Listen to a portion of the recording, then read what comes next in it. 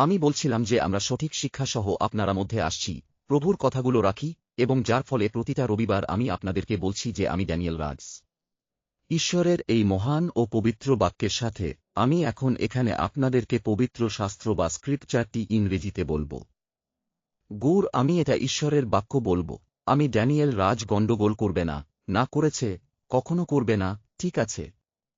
তাই যার কারণে যেমন পাউলুস বলে যে বাক্যটি সঠিকভাবে ব্যবহার করতে চাইলে তুমি হতে হবে, তিনি তিমোথীকে বলেন।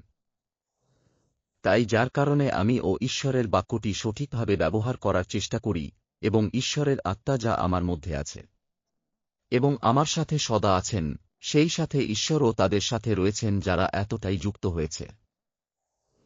আমি বন্ধুদের বলছি, প্রভুর আত্মার সাথে আপনারও কথা বলার মূল কারণ আমি ড্যানিয়েল রাজ। আমি ঈশ্বরের বাক্যের সাথে গণ্ডগোল করি না।